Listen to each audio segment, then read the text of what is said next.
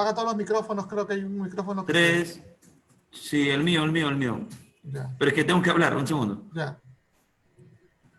Está cargando, les digo ahorita. Jaime, un toque. Está cargando, les digo. Ya estamos en vivo, según veo en el Facebook Live. Ya estamos en vivo. Jorge Cueva, Listo. por favor, demos inicio a la actividad de la Casa de la Constitución el día de hoy, que es las propuestas de la región Arequipa para la nueva Constitución. Estás a cargo, Jorge, de la reunión. Adelante. Gracias. Buenas noches con todos. Buenas noches, Arequipa. Buenas noches, Perú. En nombre de la Casa de la Constitución, le damos la bienvenida a este evento sustantivo, Borea Escucha, que lo vamos a llevar en la región Arequipa respecto a las propuestas que los arequipeños tienen para la nueva Constitución. De más está decir que el tema constitucional hoy por hoy es opinión de tíos y troyanos.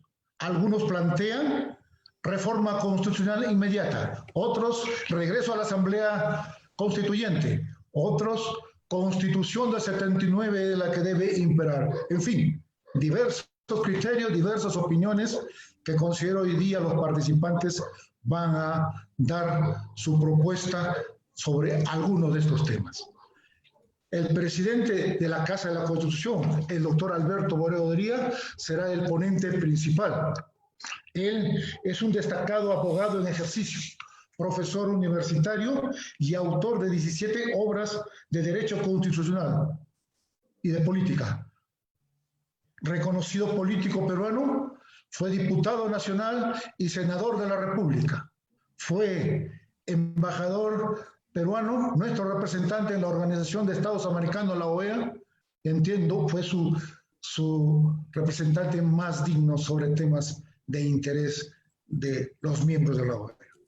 Por ello, quiero dejar al doctor en el uso de la palabra y reitero nuestro agradecimiento y bienvenida a todos los que están en la sala de Zoom. Un abrazo para ustedes y a escuchar al doctor Borrego. Doctor, a sus órdenes.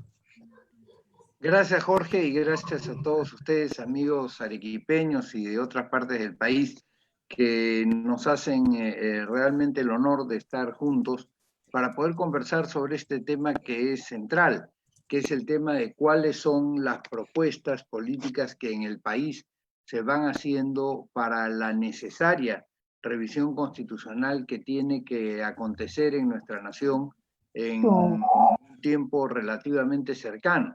No estamos hablando posiblemente de días, ni de semanas, y tal vez ni de meses, pero sí tenemos que empezar a discutir eso porque tenemos que acercarnos a lo que se llama un momento constituyente.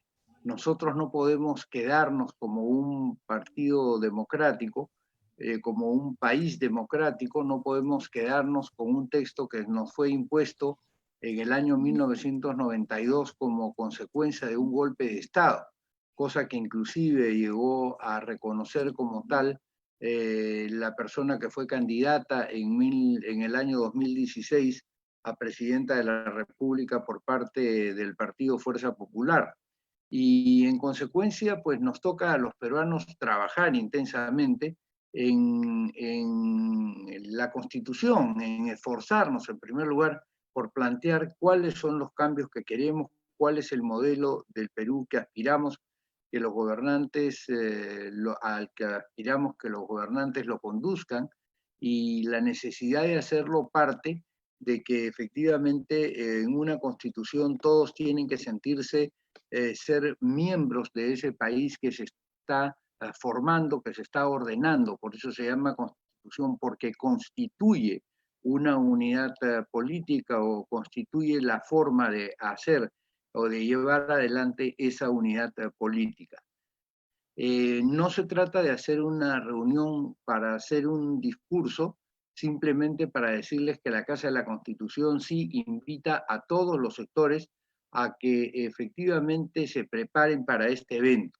Hay quienes han planteado ya directamente, vamos hacia una asamblea constituyente. Nosotros desde 1993 recuerden ustedes, desde el mismísimo momento en que entró supuestamente en vigencia este texto con el que la dictadura nos sorprendiera, digamos, luego del golpe que diera en 1992 y que fue producto de un fraude electoral y un referéndum tramposo, cosa que además fue, digamos, reconocida por don Juan Chávez Molina, paisano de ustedes, miembro del Jurado Nacional de Elecciones y un gran jurista.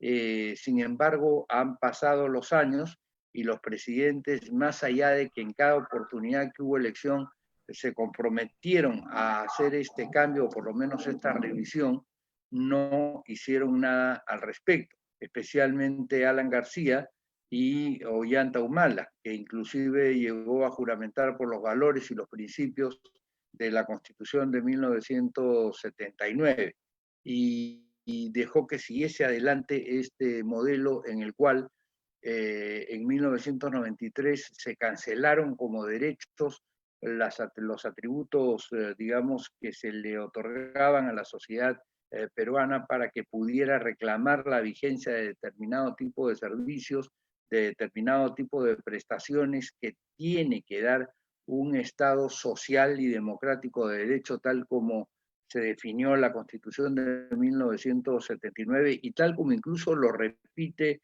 yo no sé si por ignorancia, conveniencia o cinismo, el texto de 1993, pero de todas maneras hay que, ellos dejaron de lado el derecho a la vivienda, el derecho al entierro, inclusive, que es un derecho personal fundamental, el derecho a la salud misma, el derecho al agua, le rebajaron el tema del derecho a la seguridad social, etcétera, etcétera.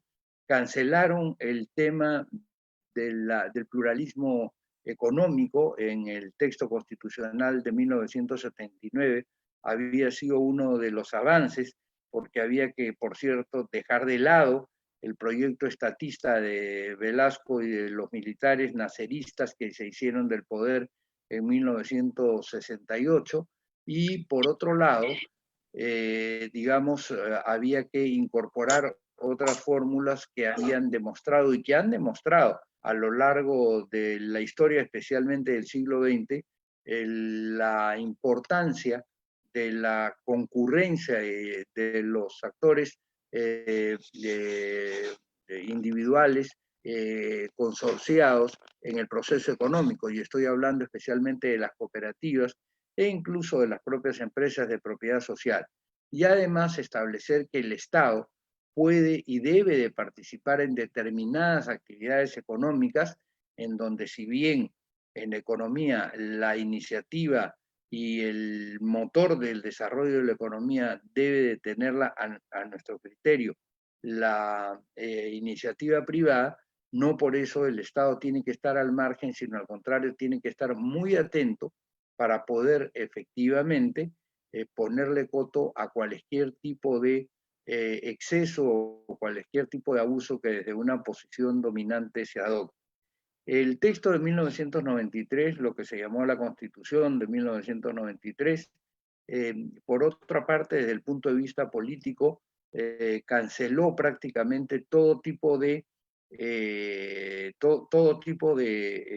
digamos, controles efectivos que en el texto de 1979, que fue tan balanceado y que realmente ha servido de inspiración para muchos países que luego de ser promulgado se han constituido, especialmente, por ejemplo, los países que formaron parte de la Unión de Repúblicas Socialistas Soviéticas luego de la caída del muro, y los países de Centroamérica que a partir de 1985, 1982, en realidad 83, empiezan a caer las dictaduras de derecha y se empiezan a conformar nuevamente como naciones estructuradas de otra forma.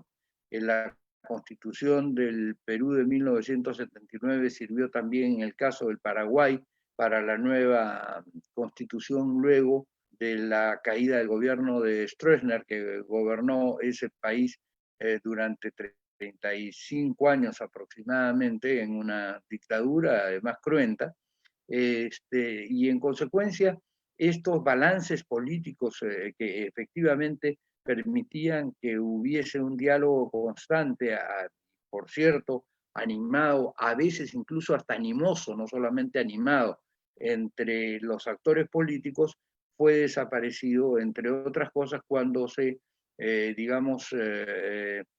que se borra el Senado de la República y se desaparecen las regiones. Ustedes recordarán que en la época de Fujimori y como consecuencia de la Constitución de 1993, las regiones que habían comenzado con una existencia vacilante, es verdad, pero por lo menos ya con una existencia, con un camino corto de historia, fueron, digamos, dejadas de lado y se formaron los consejos transitorios de administración regional, en donde todo volvió nuevamente al centro de la administración nacional, o sea, a Lima. Poco a poco, con el correr de los años, se ha ido recuperando algunas de esas cosas, pero se han ido recuperando como parches, no como un modelo nacional, sino eventualmente como parches a necesidades que ya eran pues escandalosas, como por ejemplo cuando Fujimori se escapa, huye, fuga hacia el Japón, donde después sería candidato a senador por el Japón, y había que modificar su artículo 112 de lo que él llamó la Constitución de 1993, donde se le permitía la reelección, y se hizo a las volandas una modificación durante la época de Paniagua, en la que simplemente se cambió en el artículo 112, olvidando que las instituciones en el sistema constitucional no solamente se refieren a un tema específico, sino que la Constitución en sí conforma un sistema, y en consecuencia se empiezan a unir unas con otras las normas y digamos, preparan un todo en el cual los ciudadanos de un país deben de verse de alguna manera reconocidos. Nadie dice, y además sería imposible, que alguien suscribiera 100% lo que se dice en una constitución, porque entonces esa sería la constitución de esa persona. Y precisamente porque en la sociedad somos especialmente diversos y porque nos respetamos unos a otros y en consecuencia debemos de trabajar pluralistamente, es que todos debemos de vernos reconocidos, aunque sea en una pequeña parte, en ese texto. Y esa es la invocación que la Casa de la Constitución hace a los ciudadanos del Perú, y como todos, digamos, hablan del tema constitucional, y a mí me parece muy bien que hablen porque eso demuestra una inquietud, queremos recoger algunas propuestas que se están haciendo del país desde La Libertad, desde Huánuco, de Huancavelica, desde el Cusco, en fin, desde distintas partes del país, y vamos a hacerlo en las 24 regiones y en los 50 distritos más poblados del país, con la finalidad efectivamente de hacer un levantamiento de lo que el Perú piensa luego de todos estos años, y con miras a un futuro que naturalmente ya nos ha sido cambiado, digamos, en cuanto a modo de percibirlo por esta pandemia que nos ha traído algunas novedades, incluso de acercamiento social, como el hecho de que hoy día nos podamos ver digamos, a través del Internet, digamos, todos juntos y poder conversar, lo cual es beneficioso en cierta medida. Claro, o sea, deja de lado bastante el contacto personal por ahora, pero nos permite entrar en un contacto bastante cercano y bastante permanente con cada uno de ustedes. La Casa de la Constitución se formó precisamente para hacer conciencia de la necesidad de tener una nueva constitución. Hoy día un sector, específicamente el sector comunista, pretende apropiarse de esa bandera. Y lo que podríamos decir los sectores más conservadores no quieren oír hablar de la Constitución porque piensan que cuando se habla de una nueva Constitución prácticamente se está condenando al Perú al infierno. Y yo creo que ni un extremo ni el otro son los que corresponden a un esquema constitucional que el Perú tiene que hacer respetar con su mayoría, porque nosotros también entendemos en la Casa de la Constitución que la mayoría del Perú está lejos de los extremos, o por lo menos está separada de los extremos, y más aún de los extremos verbales, de los extremos que, son capaces de sostener barbaridades en épocas de campañas electorales con tal de ganar las elecciones. Y eso es algo verdaderamente lamentable y que pasa porque efectivamente haya en los diversos lugares un proceso formativo, y para eso la Casa de la Constitución realiza distintas actividades para que los ciudadanos del Perú puedan irse formando y preparándose para las elecciones que vienen en el 2021, que además van a ser muy atípicas, y van a ser muy atípicas porque no va a haber esta posibilidad de concentración, de mítines, de reuniones en casas, en cines, en teatros, en fin, todas estas cosas. Segundo, porque el propio tema de la propaganda televisiva, que fue ya abolido en el último proceso electoral, digamos, mantendrá posiblemente un esquema parecido, y en consecuencia serán los ciudadanos los que tendrán que multiplicar el mensaje que entienden beneficioso para el país, casi en un boca a boca, que me parece fundamental para, poder llevar una buena representación nacional, y sobre todo desde ese Congreso pedir inmediatamente la convocatoria a una asamblea constituyente en donde sí estemos, o le pongamos todo el foco de atención a cambiar el tema de la Constitución. En consecuencia, yo quiero agradecerles a ustedes esta importante presencia, y quisiera abrir las posibilidades de un diálogo en el que ustedes me digan más o menos por dónde quieren orientarse. Podemos hablar de cualquier tema que sea del derecho constitucional o de la realidad política, en donde efectivamente yo esté en capacidad de responderles. Tengan la seguridad que si no conozco el tema que me están preguntando, pues yo voy a decirles que sobre ese tema no estoy preparado. Uno de los defectos que tenemos en el Perú político de hoy es que a quienes van a los medios de comunicación les preguntan sobre grúas para levantar o para anclar cemento en el fondo del océano, y saben, o para ver cómo se disparan cohetes tripulados por la NASA, y también saben, y les preguntan acerca de cuáles son los medicamentos indicados para combatir el COVID, y también conocen. Es decir, es una maravilla cómo la gente sabe tanto.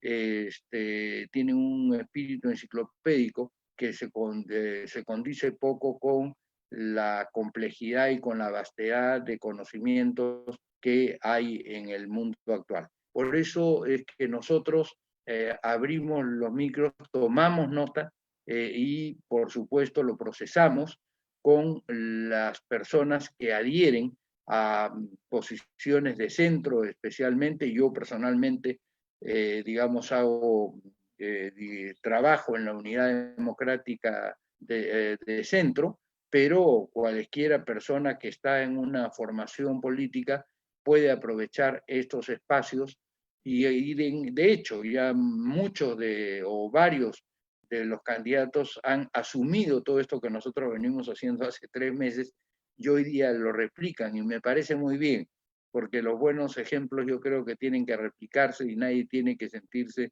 fastidiado por ello, sino al contrario, alentado en que ha contribuido por lo menos a una mejor difusión de las ideas en el Perú. Así que, dicho esto, pasamos a las intervenciones y a las preguntas, porque el que quiere escuchar a Arequipa soy yo.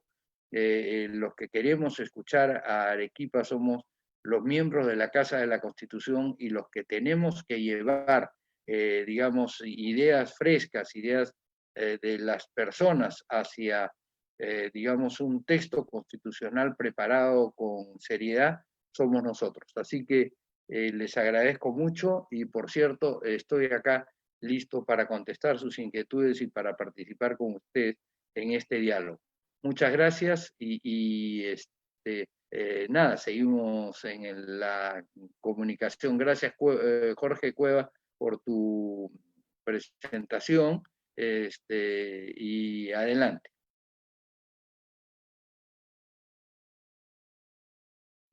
Hay que abrirle el micro a Jorge Cueva, Arturo. Sí, ya le mandé la solicitud. Él tiene que activarlo. Ya tienes que activar tu micro, Jorge, ya. Gracias, doctor. Una vez más, un saludo a todos los amigos que se van incorporando a la sala de Zoom. Mire, doctor, aquí tenemos al abogado Jorge Calmet Velázquez, que está en la sala, que fue el primero en inscribirse, así que yo cedo a él la palabra para que pueda alcanzar su propuesta o pregunta respecto al tema que usted ha tratado. Adelante, Jorge.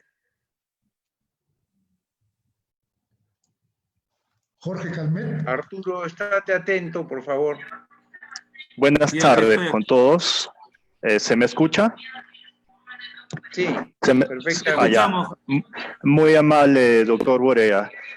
Mire, con respecto a este tema de la Constitución, me parece muy buena iniciativa de tratar de que muchas personas participemos y podamos dar alternativas, ¿no? E ideas que puedan mejorar para nuestro país.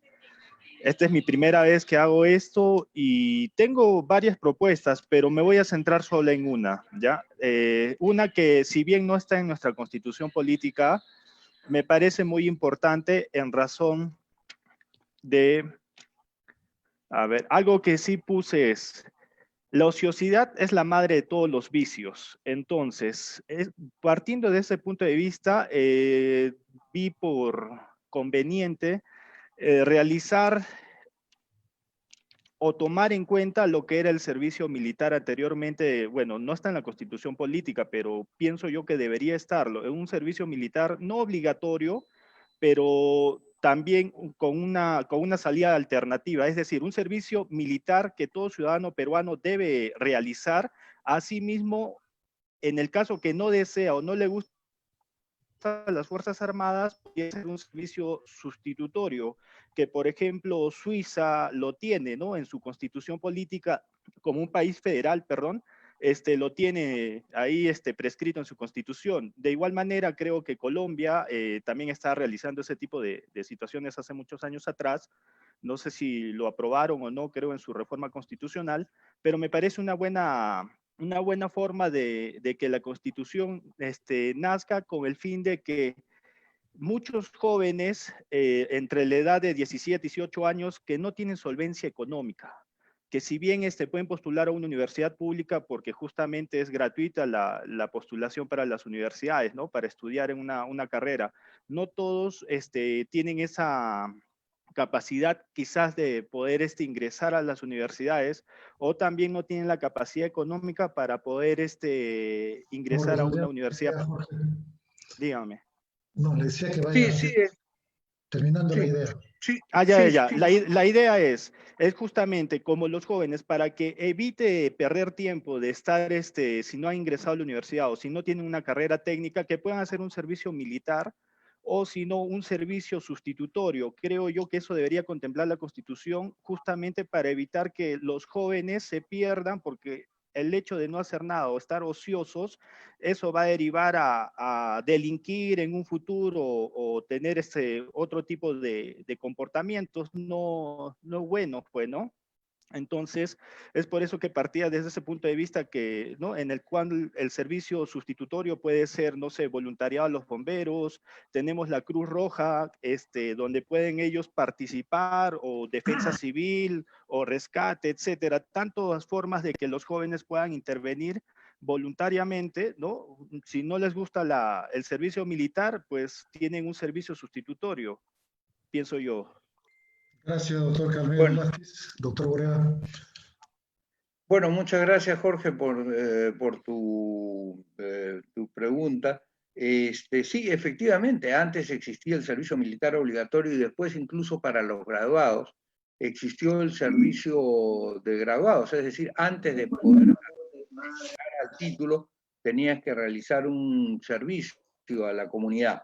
Es una idea que, por cierto, choca con el principio o por lo menos colisiona de alguna manera, raspa en todo caso, en el peor de los casos, con la libertad de la persona humana, pero por otro lado contribuye o podría contribuir a la formación integral del ser, así como hay 5 años de primaria, 5 años de secundaria, podría haber 2 años de formación o 1 año de formación en valores y en disciplina, que son dos de los, vamos a decir, dos de las características que debería de tener una sociedad que no está ordenada. Es difícil efectivamente que salga adelante. Es una idea interesante, es una idea novedosa, y por lo mismo la estamos tomando en consideración. Hay que ver de qué manera eso evita que choque con el principio de libertad individual y el desarrollo que cada uno se propone. En algunos países, por ejemplo en el Japón, a los 2 primeros estudiantes universitarios de cada facultad o de cada centro universitario de estudios, se les pide que trabajen para la empresa pública durante 2 años. Claro, van a ganar lo que gana un empleado público, que seguramente será menos de lo que gana si es que trabajaran en la Toyota o si trabajaran en cualquiera de las empresas privadas japonesas de tecnología o cualquier cosa. Pero lo que va a saber incluso esas empresas es que aquel joven que salió a trabajar al Estado, digamos, es de una capacidad que ya está aprobada. Es decir, hay que encontrar formas también de alentar y de optimizar la participación de los jóvenes, o por lo menos darles algún incentivo para que entren a cualquiera de estos servicios de los cuales tú estás hablando. Gracias por tu idea. Gracias, doctor Borea. Invito a la doctora Nuri Hinojosa Pérez. Por favor, tiene 3 minutos para su propuesta y pregunta. Doctora Nuri. Muy buenas noches, doctor Borea. Buenas noches con todos. Un saludo cordial desde Arequipa.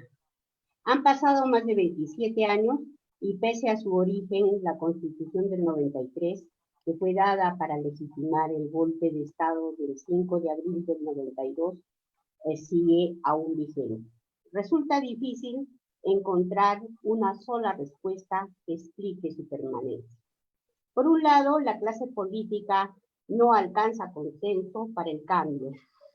Se dan debates tras debates. Se habla de una reforma total, de una reforma parcial, una asamblea constituyente, referéndum. De otro lado, la ciudadanía no interioriza la relevancia de un cambio constitucional.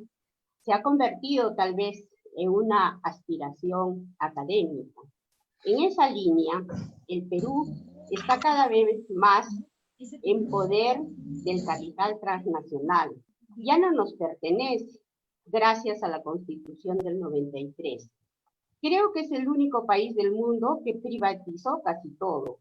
Hoy, en vez de ser ciudadanos con derechos, somos simples consumidores. El neoliberalismo se ha metido por los poros de los ciudadanos con una forma de pensar que defiende a veces hasta lo indefendible.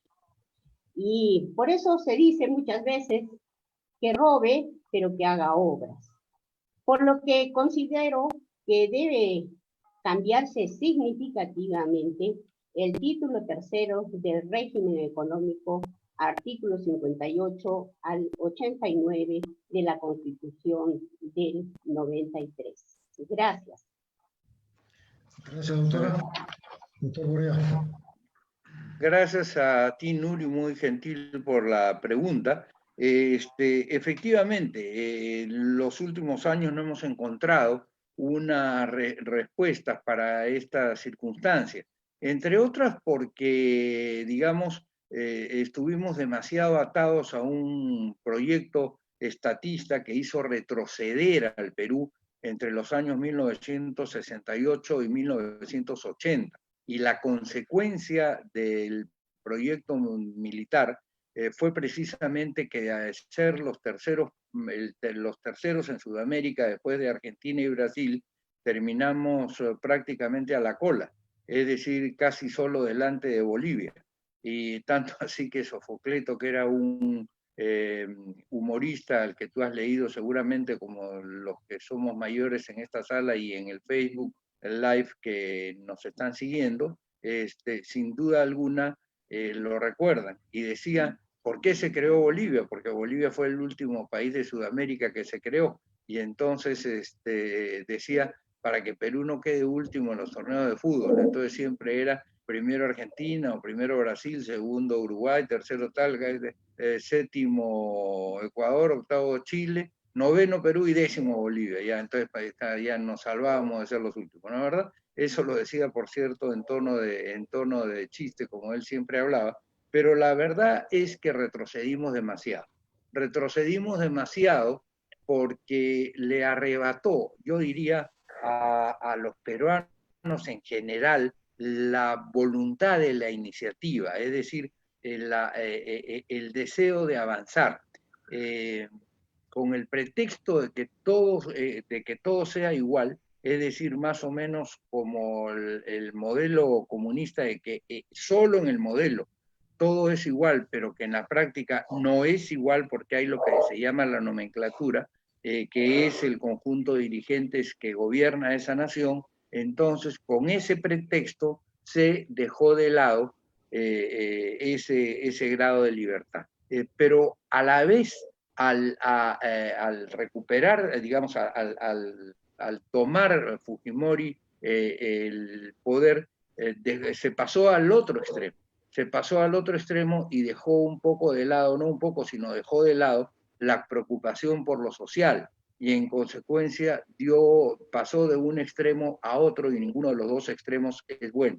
Ahora, hay que entender adicionalmente que hasta la década de los 70, digamos, hasta fines de los 70, digamos, existía la Unión Soviética, los comunistas eran una suerte de planteamiento teórico de alguna manera discutible, pero posteriormente con la caída del muro de Berlín y con el destrozo del sistema comunista, no solo en los países que lo habían tenido hoy día, Rusia realmente, ya no la Unión Soviética, sino Rusia, es una suerte ya ni siquiera de capitalismo, sino de mercantilismo, de aquellos especialmente que estuvieron en los cargos públicos durante la época del comunismo y que se quedaron con las grandes empresas, se las apropiaron de alguna manera, y hoy día son supermillonarios en todo el mundo, capaces de comprar equipos de fútbol en Inglaterra y prácticamente lo que quieren, ¿no es verdad? Pero en los países que todavía, entre comillas, abrazan el comunismo, como el caso de Cuba o como el caso de Venezuela, llegamos a extremos de vergüenza y llegamos a extremos de miseria de la sociedad que vive en esos países, que nos hace, digamos, distanciarnos de cualquier pretexto similar al que ellos están viviendo. Entonces, lo que nosotros tenemos que tener, a partir del 80 comienza un nuevo proceso de desarrollo económico que ayuda a todas las naciones, prácticamente todas las naciones del mundo, el Perú incluido también, avanzan entre los años 80 y el año 2005, vamos a decirlo de alguna manera, antes de la crisis del año 2008, incluso con la crisis de 1998, 1999, que es una crisis pasajera que principalmente ataca a los países del sudeste asiático. Sin embargo, todos los países económicamente avanzan. Se empieza a demandar más materias primas, se empieza a demandar mayores productos terminados de mercados que tienen una mano de obra que es efectivamente más económica que la de los países desarrollados. Se empieza a intercambiar la gente con mucho mayor facilidad y entonces todos los países avanzan. Este avance tiene que ser, digamos, tiene y tuvo un resultado económico tangible en todos los países y en el Perú también. Y en el Perú también al punto de que fuimos creciendo económicamente, a pesar de que en el año 2000 que Fujimori se va del poder, huye al Japón, ustedes recuerdan, que huye, ¿no es verdad?, que se va, que después es candidato al Senado japonés. Cuando huye nos dejó con 3% del Producto Bruto Interno de déficit, es decir, no todo lo que brilló fue oro.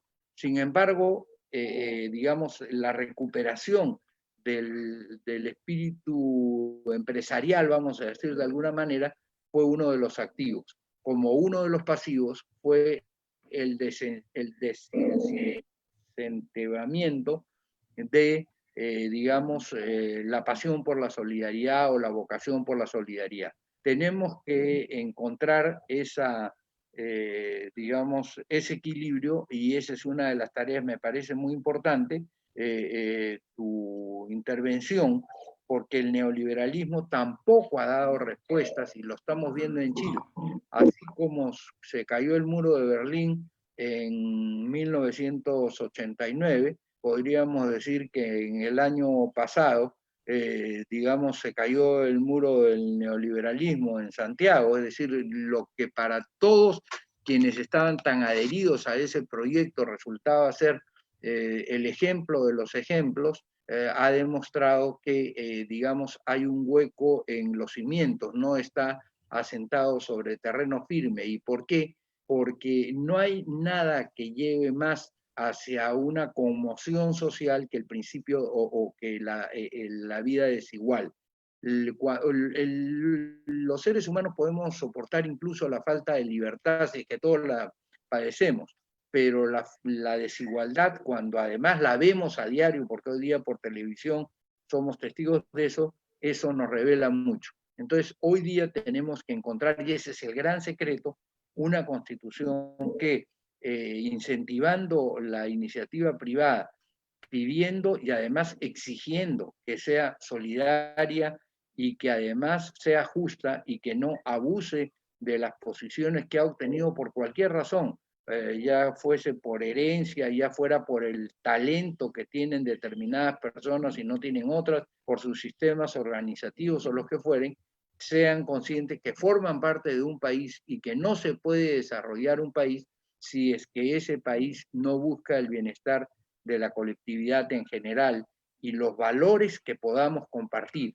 Por eso nosotros sostenemos que uno de los temas centrales es el sostenimiento de un nuevo país sobre los valores a los que normalmente ha aspirado la clase media y a los cuales aspira fundamentalmente el pueblo que lucha por emerger para llegar a esta situación, ¿no es verdad?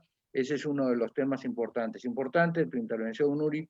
Muchas gracias. Además, yo sé que tú vienes de la Unión de Cotahuasi, que es posiblemente la provincia más alejada de Arequipa, pero además de linda, con el Gran Cañón, el cañón más profundo que hay en el mundo, dicen, podamos nosotros efectivamente realizar un trabajo importante integrando a la gente. Lo que pasó durante los años anteriores también y ha sido una suerte de odio, o sea, de promoción del odio, de promoción de la envidia, y lo que nosotros necesitamos es la promoción de la concordia y aplaudir al que va triunfando y no eventualmente jugarle al palo encebado. Ese es un tema fundamental. Gracias, Nuri, por tu pregunta. Jorge, disculpa un minuto. Mira tu WhatsApp personal, Jorge, por favor, también. Mirando Perfecto. para coordinaciones. Ok. Continúa, Gracias. por favor. Invito al ingeniero Manuel Cárdenas, que está presente, para que haga sus propuestas o preguntas. Ingeniero. Sí, buenas noches. Buenas noches, ingeniero. Yo soy de profesión ingeniero metalúrgico, me he especializado en siderurgia y he trabajado en muchas empresas alrededor del mundo, ¿no? Empresas que están en nuestro país. Y a mí me llama la atención de por qué ellos tienen una reglamentación que cumple las indicaciones de la Organización Mundial de la Salud en Estados Unidos, en Brasil, en México, etcétera. Y acá en nuestro país nosotros tenemos una reglamentación por debajo de los límites máximos permisibles, ¿no? La Constitución consagra salud y educación. Y todavía esos límites que tienen ellos, que tenemos acá en nuestro país, ni siquiera se cumplen. Están por debajo de los límites máximos de la OMS y sin embargo aquí los tenemos por debajo y por nuestras autoridades corruptas pues ni siquiera las cumplen. Entonces es el caso, por ejemplo, acá en Arequipa de Cerro Verde. Cerro Verde tiene una planta de tratamiento de aguas hervidas. Cuando uno pasa por la carretera ahí, es imposible pasar con las ventanas abiertas. Cuando usted en Japón, en Tokio, en Nagoya, donde sea, en el mundo, usted pasa por una planta de este tipo y ni siquiera sabe que existe esa planta. ¿Por qué? Porque la tecnología hoy día lo permite. Permite que haya plantas de tratamiento de gases, tratamiento de polvos, que no contaminen a las personas. Entonces esas reglamentaciones tienen que ser modificadas. No porque seamos cholitos no merecemos el mismo trato que un niñito. Somos seres humanos. Hablamos de igualdad, pues tenemos que hacer que las cosas sean como deben ser. El otro punto es, que ya lo tocó el amigo Calmet, es sobre los valores y principios. Tenemos derecho a la educación, pero ¿qué pasa? Nuestros niños ni siquiera muchas veces saben cantar el himno nacional, ni saben la letra. En esos programas frívolos que hay en la televisión, cuando les preguntan la estrofa del himno nacional, ni siquiera saben cantar el himno nacional. ¿Por qué? Anteriormente teníamos el curso de educación cívica donde se nos incentivaba valores y principios morales. Una cosa que en nuestra sociedad es carente ahora. Nuestros nuevos jóvenes lo único que miran es cómo ganar dinero, cómo tener dinero, cómo hacer dinero, a la costa de lo que sea. A costa de lo que sea. Vaya centrando su pregunta, ingeniero. Entonces, debemos de modificar eso. Y el otro punto es, ¿cómo podemos regular para que postulen al caso de las presidencias regionales, a las alcaldías, gente que sea capaz, gente que sea preparada, y no ocurra la desgracia que está pasando en Arequipa actualmente, donde hay tantos muertos por esta pandemia por culpa de la incapacidad de nuestras autoridades, ¿no? Sí, ¿cómo podemos hacer que la Constitución pues, garantice que las nuevas autoridades sean personas probas, personas capaces, ¿no? Esa es la idea más o menos que tengo. Muchas gracias. Muy bien, muchísimas gracias, Jorge. Muchas gracias, ingeniero, por sus preguntas y por atender nuestra reunión. En primer lugar, efectivamente, tiene usted razón. En muchos países se tienen límites de seguridad o límites, digamos, de sanidad que son exigidos en Canadá. Por ejemplo, en la minería en Canadá o en la minería en Australia o en la minería en Europa se piden ciertos cánones que tienen eventualmente que estar, digamos, de alguna manera con altos grados de competencia y además son efectivamente regulados por las autoridades del Estado. Eso no sucede necesariamente en el Perú o porque no se los piden originalmente o porque si se los piden no los colocan. Ese es una falla que naturalmente está en una suerte de original desesperación por de todas maneras captar el capital que eventualmente va a venir porque los niveles de ganancia en ese tipo de inversiones son tales que eventualmente las obras de ingeniería o los dispositivos que se requieren no hacen una diferencia mayormente sustantiva. A mí me parece que en eso tiene usted toda la razón, y lo mismo en el trabajo de los organismos de control, que muchas veces lo que van a terminar haciendo es pasando una vez que terminan 2 o 3 años de trabajar en el organismo de control, a trabajar a la empresa privada, y entonces están permanentemente viendo cómo no quedan mal con la empresa privada para de esta manera o de esta forma, digamos, tener la puerta abierta para seguir trabajando con un mejor horizonte económico. Entonces, eso tenemos que cambiarlo, y lo hemos señalado en los diálogos con otras provincias también, con un pago razonable y un pago, digamos, que sea atractivo también para los empleados públicos, porque la demagogia es muy mala, y cuando se pretende que todos ganen un sueldo muy pequeño, entonces naturalmente pues un ingeniero de minas, por ejemplo, o un ingeniero de seguridad industrial, no va a ir a trabajar al Estado, porque naturalmente ganará 4, 5 o 6 veces más en la industria privada que en la industria, que en el servicio público. Entonces hay que saber que el Estado tiene que invertir en estos sectores si los quiere verdaderamente justos y productivos. Uno de los grandes defectos del gobierno de Alan García, de su segundo gobierno de Alan García, el primero fue prácticamente todo el gobierno un defecto, o sea que en realidad ahí casi es indistinguible lo que fue defecto con alguna otra cosa, que más bien fue excepción.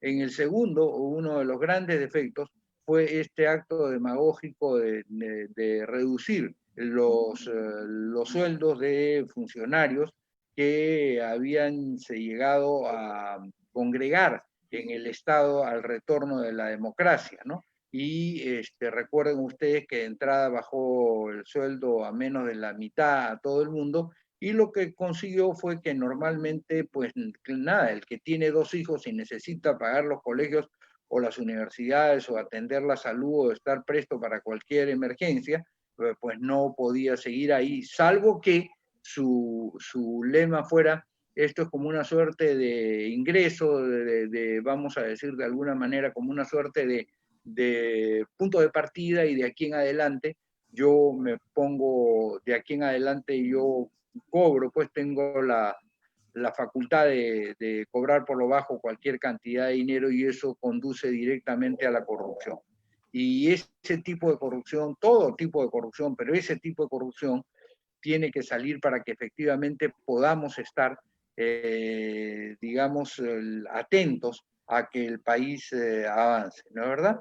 Pero por otro lado, fíjese usted, ingeniero, otro de los temas que me parece fundamental es que los pueblos también tienen que entender, y ahí hay mucha responsabilidad en los sectores más demagógicos que guían a la sociedad, en que cuando, digamos, organismos o árbitros internacionales de la calidad, sobre la calidad de lo que se está desarrollando, dicen que sí, ellos siguen diciendo que no.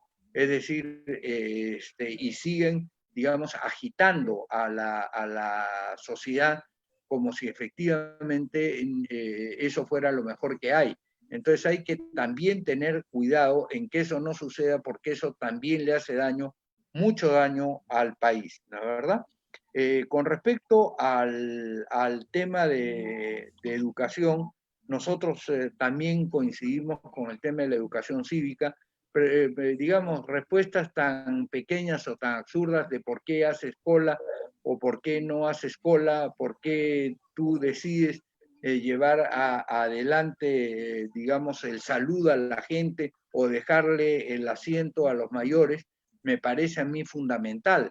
O sea, no son simplemente cosas secundarias, como saludar, como no insultar a las personas, digamos, deberían de tenerse permanentemente en los colegios, y sobre todo, se dijo hace poco que lamentablemente ciertos programas de televisión se estaban convirtiendo en el colesterol del alma, así como hay el colesterol que es muy malo para el cuerpo y que produce todo tipo de enfermedades, también existen programas de televisión que son el colesterol del alma.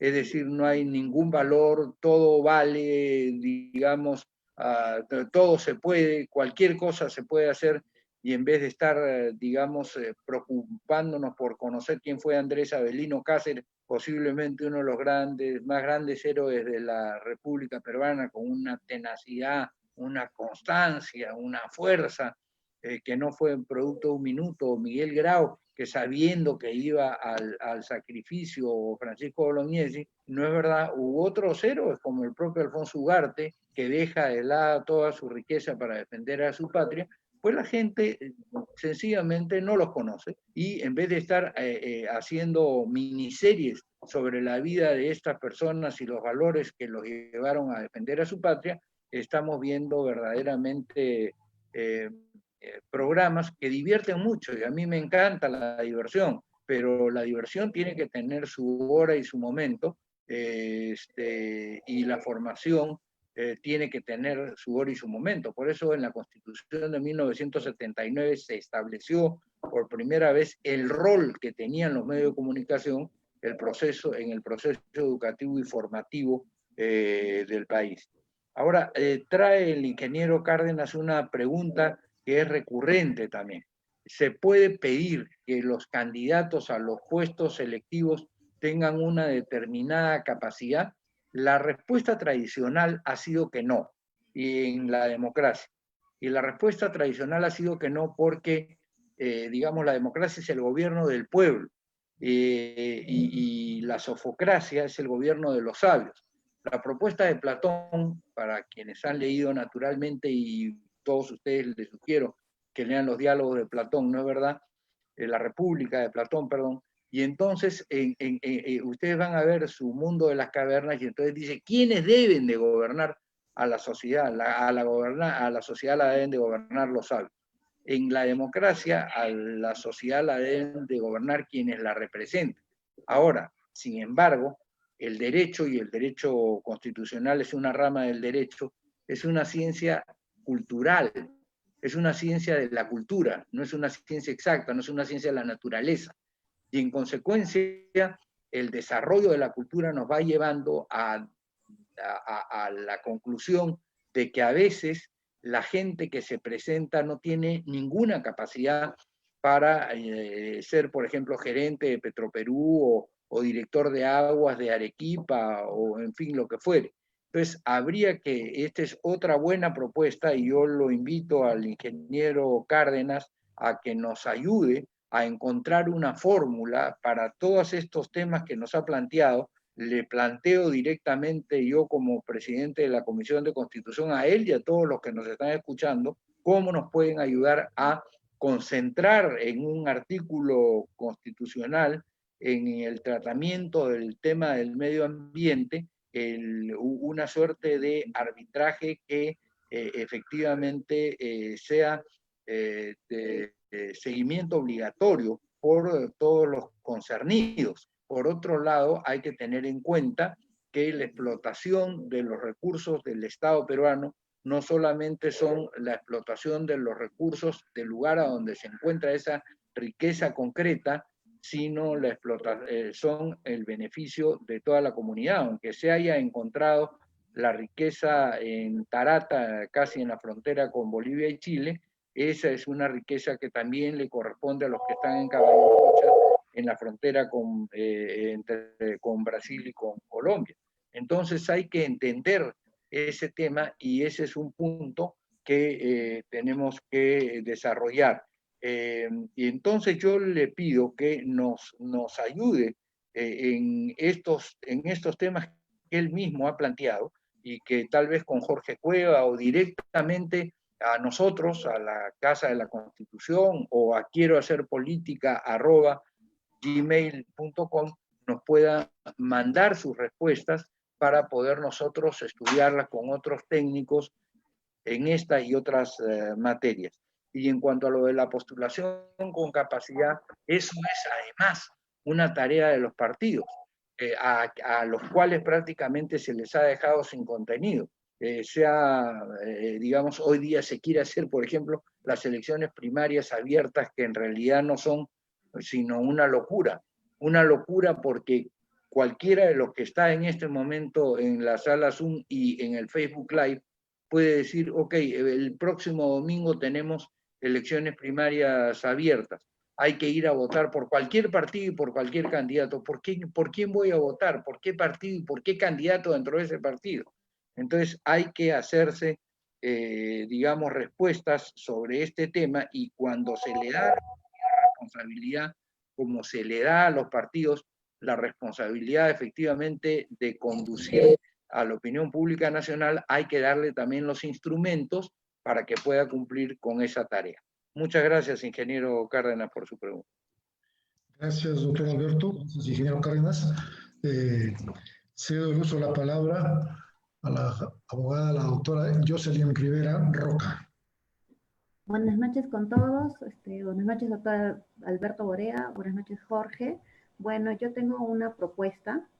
Antes de empezar la propuesta, primero agradecerles la iniciativa que tienen de poder escucharnos, ya que de alguna manera hacemos llegar la voz del pueblo a ustedes. Bien, en cuanto a mi propuesta, es de acuerdo a la emergencia que estamos viviendo por esta pandemia, ¿no? Hemos visto que ni un país está preparado para poder afrontar esta emergencia.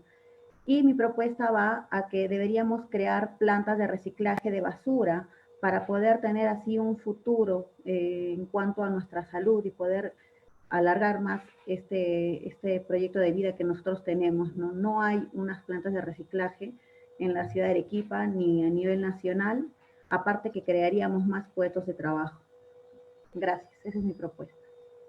Sí, Jocelyn, ese es más que un tema constitucional, es un tema de plan de gobierno, digamos, y tal vez ni siquiera un tema de plan de gobierno del Estado Nacional, sino eventualmente del gobierno regional y hasta de los gobiernos provinciales, de las provincias, de los alcaldes provinciales. Pero evidentemente la basura no puede estar tirada a la vera de los caminos como sucede el día de hoy. Cuando tú vas de un distrito a otro, prácticamente lo que encuentras son basurales. En Lima, por ejemplo, si tú vas desde la carretera al sur, desde el puente a Tocongo, y te internas por la avenida Pachacútec hacia San Juan de Miraflores y hacia Villa María el Triunfo y luego a Villa El Salvador, encuentras o encontrabas por lo menos mucha basura acumulada. Felizmente, digamos, en la nueva administración de algunos de esos distritos se han preocupado intensamente en ese tema, o sea que es posible resolverlo. Y todo eso se logra con orden, con que los ciudadanos efectivamente sean disciplinados en cómo botan su basura, en cómo la reciclan, en cómo ayudan efectivamente a que la basura también sea valiosa. Es decir, en el sentido de que también sea un insumo para volver a procesarla y volver a darle al país digamos, una nueva fuente de riqueza y una nueva fuente de empleo, ¿no? O sea, gracias por tu pregunta, Jocelyn. Creo que es un tema más que constitucional, un tema provincial o un tema, o un tema, digamos, regional, ¿no? Pero muchas gracias por tu pregunta, Jocelyn. Gracias, doctor Borea. Concedemos la palabra a la distinguida amiga María Alejandra Urizar. Adelante, María Alejandra. Buenas noches, doctor Borea. Qué gusto volverlo a ver. Es un placer. Buenas noches a toda la sala. Realmente yo pienso que es importantísimo trabajar en el tema de la educación. La mayoría de los problemas que venimos enfrentando en nuestro país es por la mala educación. Escuchaba que tenemos que volver al servicio militar obligatorio. Nada que hagamos por la fuerza va a funcionar. Tenemos que replantear el tema de la historia en los colegios para que los chicos conozcan, sepan lo que fue la guerra contra el terrorismo, lo que fue la guerra contra el terrorismo que impuso el señor Fujimori. Actualmente tenemos nosotros en educación una página dedicada a lo que fue el terrorismo en el Perú. Y 3 párrafos dedicados a lo que hizo Fujimori en nuestro país. Si los chicos no conocen la historia, los chicos no pueden amar a su país. Y si yo amo a mi país, no necesito que me obliguen a hacer servicio militar. Lo hago de corazón. Regresar al curso de cívica, donde nos enseñaban a cantar el himno, nos enseñaban a marchar, nos enseñaban a ser respetuosos con nuestros símbolos patrios, a ser respetuosos con nuestra patria. Y eso jala a ser respetuosos con nuestros adultos mayores, con nuestros padres, con nuestros compañeros. La reforma educativa en el Perú es urgente. Articular la educación básica regular con la educación secundaria. No puede ser que en el Perú se enseñe de una manera en primaria, de una manera similar en secundaria, pero los requisitos para ingresar a la universidad sean completamente diferentes. Potencializar la educación pública. Porque si nosotros potencializamos la educación pública y formamos a nuestros niños, desde pequeños desarrollar su inteligencia emocional, estos niños van a tener acceso a la universidad pública y van a ser ciudadanos de bien. Yo pienso que una reforma en educación es urgente y es básica, porque nuestros niños, amando al Perú, conociendo su historia, van a ser jóvenes comprometidos con el desarrollo de su país. No van a crecer como mi generación, desesperados por salir a cualquier país del mundo. No importa dónde, pero teníamos que irnos, porque el Perú era la peor opción. Si nosotros hacemos una reforma significativa en el tema de educación, vamos a tener una generación comprometida, una generación preparada para poder enfrentar cualquier situación. Estamos viviendo en estos tiempos de pandemia, estamos cosechando la irresponsabilidad de la mala formación de nuestros gobernantes, que no han sabido reaccionar ante las necesidades básicas del pueblo. Estamos pagando las consecuencias de la irresponsabilidad, de la falta de compromiso de la ciudadanía, porque todos los contagios no solo son culpa del gobierno, son culpa de la mala formación de nosotros como ciudadanos, que no hemos aportado, no hemos sido respetuosos de las normas. Por eso mi propuesta es enfocarnos mucho en el tema de educación. Gracias, doctor Borea. Gracias, distinguida sala. Gracias. Gracias, María Alejandra, por tus preguntas. ¿Puedo participar ya, señor director de debates? Participe, doctor. Claro, gracias. Efectivamente, la educación es fundamental. Nosotros sostenemos que hay Sí, Jorgito, cuatro... yo voy a hacer una pregunta, chiquita nomás. Perdón, yo estoy contestándole a doña María Alejandra Urizar. ¿Tú quieres ampliar tu pregunta, María Alejandra? No, doctor, estoy esperando a escuchar su respuesta. Agradecería que me permita que me responda. Escuché a alguien que decía, yo quiero hacer una pregunta chiquita nomás, y entonces yo decía, ahorita le damos la palabra porque estoy empezando a contestar a la doctora Urizar. En primer lugar, nosotros sostenemos que educación, salud, justicia y seguridad son los 4 sectores en los cuales el Estado tiene que comprometerse profundamente. O sea, ahí tiene que invertir de todas maneras. Si no hay educación, no hay futuro. Un país sin educación, sin investigación. Hoy día ha salido en el diario El Comercio un artículo sobre la importancia de la investigación y el futuro que le da a las naciones la investigación. A mí me parece central. Hay cosas que se dejan de hacer porque faltan 100.000 soles para desarrollar una idea, y eso naturalmente es casi un crimen. Por eso en el artículo 39 de la Constitución de 1979 decía, en cada ejercicio se destina para educación no menos del 20% de los recursos ordinarios del presupuesto del gobierno central. Es decir, prácticamente la 1/5 parte tenemos que dedicarle de nuestros recursos a la educación para que efectivamente, como tú señalas, entre a los peruanos los conocimientos y el amor a su patria como consecuencia del país al que pertenecen. Nadie ama lo que no conoce. Yo no me puedo enamorar de una persona a la que no conozco, de Josefa Ramírez, que vive en Temuco, en Chile. Bueno, no sé cómo es, ¿no? ¿Cómo me voy a enamorar de ella? No sé, pues no la conozco, no la he visto, para nada. No sé si es mayor, si es menor, si es gordita, si es flaquita, en fin, no sé nada. ¿Qué piensa, qué no piensa, etcétera? Igual pasa con el Perú. ¿Por qué se van a enamorar del Perú los que simplemente están en el Perú sin saber qué cosa es el Perú? Y eso, por ejemplo, tú le preguntas a los ríos.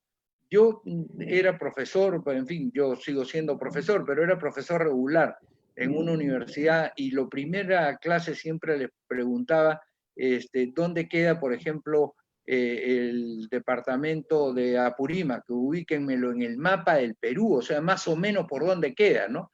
Yo les puedo asegurar que el 60 o 70 o 80% Apurímac me lo podía ubicar al costado de Piura, y otro encima de Tacna, ¿no es verdad? O sea, en realidad no tenían la menor idea de cómo estaba compuesto su país, ni siquiera, bueno, hablar de los ríos ya era como decir, ustedes son doctores en geografía, ¿no es verdad?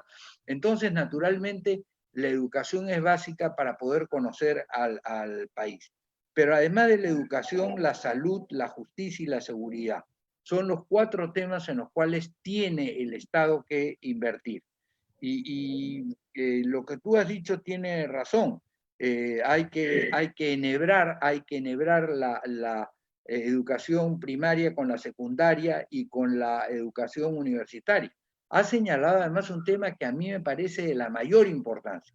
En los últimos años, digamos, y efectivamente te voy a decir, desde que los comunistas asumieron de alguna manera digamos, una cuota importante de poder en el país, minimizaron determinado tipo de contenidos históricos fundamentalmente. Recuerden ustedes esa entrevista que le hacen a Marisa Glave, en donde resulta que cuando le preguntan sobre el tema del guano, dijo que era una barbaridad. Cuando le preguntan sobre otros temas que pasaron a comienzos del siglo XX, eran efectos del capitalismo y X, Y y Z. Y cuando le preguntan acerca del terrorismo, que ha sucedido hace 25 años, ella dice, no sé, yo era muy chiquita todavía, no recuerdo, no puedo dar una aplicación. Entonces, como ustedes comprenden, si nosotros dejamos que los ministerios sean manejados de esa manera, y no protestamos directa y firmemente por ese tipo de falsificaciones o adulteraciones, entonces sencillamente estamos condenando al Perú a ser de una ignorancia supina que puede terminar, digamos, inclinándose hacia aquello que no conoce, sencillamente porque es más estridente. Y en el caso de las dictaduras, yo he propuesto, esto no lo he propuesto, digamos,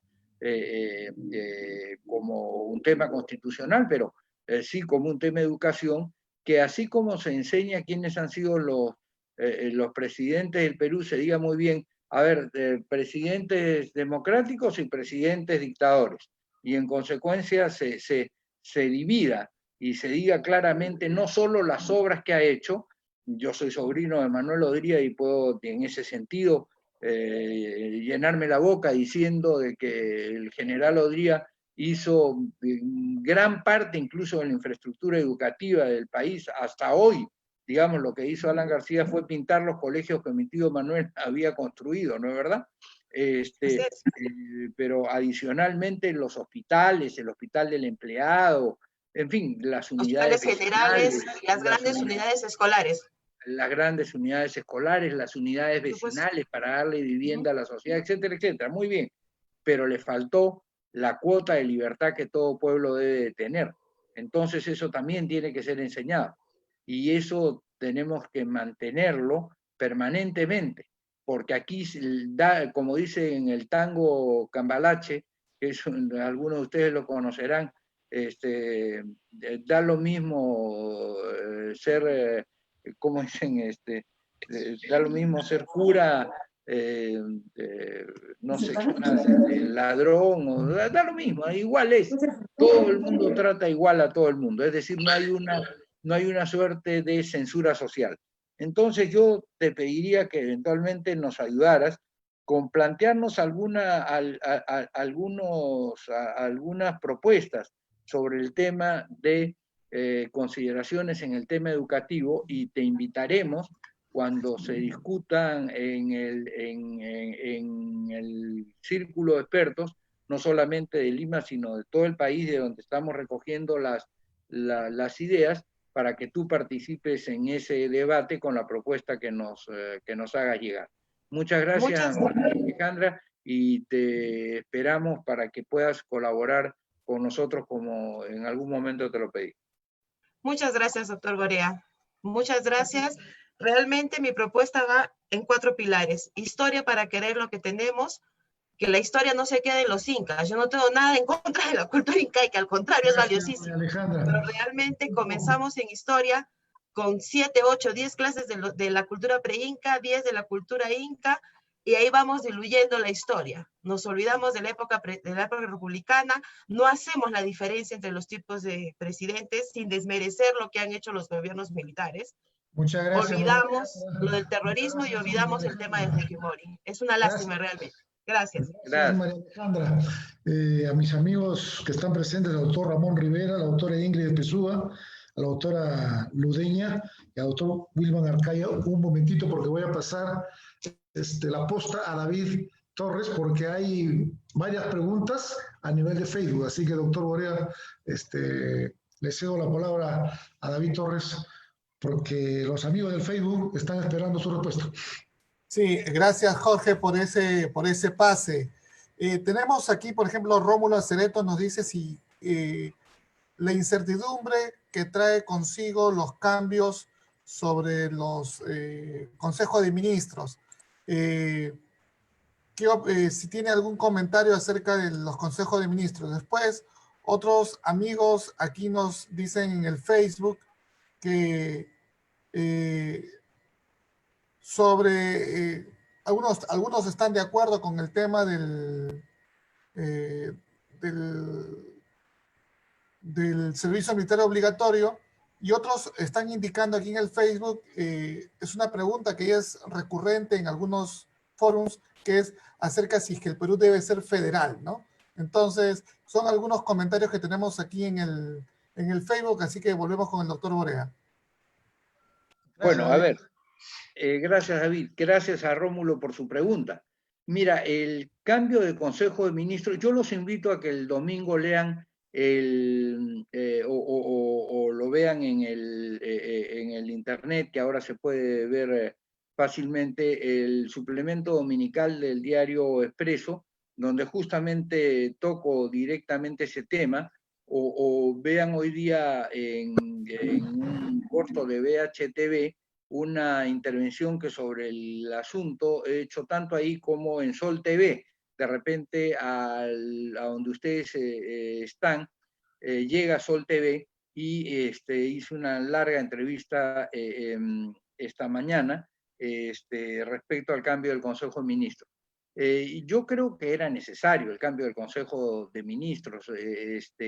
Y han nombrado a un ministro que sabe de política, que es político, que es un hombre, a mi criterio, honrado en su vida personal, honesto, y que por lo menos no le han impuesto los ministros, es decir, por lo menos ha participado en designarlos, lo cual ya es bastante, digamos, frente a lo que estábamos acostumbrados. Tiene firmeza, tiene carácter, ojalá que tenga una buena brújula para escoger un buen rumbo de hacia dónde llevar al país. Don Martín Vizcarra dijo que él se proponía que en este último año y con este gabinete se llegara a 3 cosas.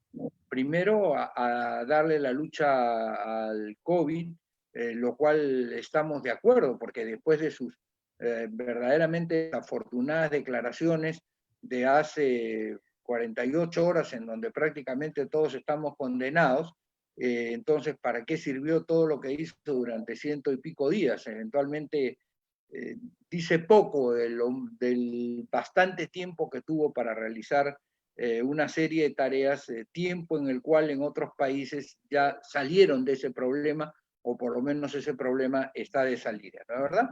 Primero. Segundo, que iba a dedicarse al tema de las elecciones, para que las elecciones efectivamente fueran pulcras, y claro, van a ser confusas de todas maneras por todo este mare magnum que se desató cuando Keiko Fujimori y todo el grupo que andaba con ella en el Congreso destrozaron prácticamente el sistema político del país por la angurria de que el Ejecutivo, desde el Legislativo, gobernar el Poder Ejecutivo, ¿no es verdad? Y el tercer punto que es importante es el tema de la recuperación económica. Si Cateriano consigue efectivamente ayudar a don Martín Vizcarra a que lleguemos al 28 de julio de del año 2021, con estas 3 metas por lo menos bastante avanzadas, le habrá prestado un gran servicio al país. Ahora ha escogido él a sus ministros y en consecuencia tendrá un mejor manejo del gabinete. Y como tiene cancha política, vamos a decir de alguna manera, confío en que no andará peleando por todo, sino que a pesar de su carácter, en algunos casos concordará y en algunos casos, por cierto, marcará desacuerdos, pero no pleitos irreconciliables. Y la otra pregunta era sobre el federalismo. Miren, yo no creo en este momento, yo no creo que el Perú sea federal. El Perú es una república que se formó unitaria y Bolívar dijo desde 1825, si no me equivoco, el federalismo es un sistema que se ha creado para unir lo desunido y no para desunir lo unido. Y en consecuencia lo que tenemos que hacer es mejorar el sistema de regionalización, eso sí. Y para eso yo invito a quien formuló la pregunta desde el Facebook a que nos haga llegar también digamos, una propuesta acerca de cómo mejorar el tema de regionalización, porque estamos viendo que gran parte del presupuesto que se entrega a las regiones tiene que ser devuelto al gobierno central porque hay una incapacidad para realizar las tareas que se proponen. Entonces, ¿cómo hacemos para mejorarlo? Y yo he planteado que cada provincia, no estoy hablando de cada región ni de cada departamento, sino de que cada provincia tenga una especie de gerente que efectivamente levante las potencialidades de su provincia, porque todas las provincias tienen algo de codiciable desde el punto de vista del desarrollo económico en el Perú, ¿no? Yo me acuerdo cuando iba por Omate, no es verdad, por la provincia de Sánchez Cerro, en Moquegua, descubrí el valor de la cochinilla, que después lo volví a ver en el camino a Corongo y a Cabana, las veces que he ido, y la importancia que tiene en la industria de la perfumería, por ejemplo. Entonces, un buen gerente puede poner eso en valor, como le llaman ahora. Y, en fin, todos ustedes conocen en cada una de las provincias las cosas buenas que tienen y que pueden atraer. Pero para atraer no hay que correr a la gente que invierte, sino al contrario, hay que, digamos, atraerlos y, entre otras cosas, atraerlos con simpatía, porque nadie va a un lugar donde directamente digamos, lo imprecan, lo insultan, lo desprecian por venir de fuera. Gracias, doctor. Vamos a conceder el uso de la palabra a la profesora Mónica Prevate, que está en el salón.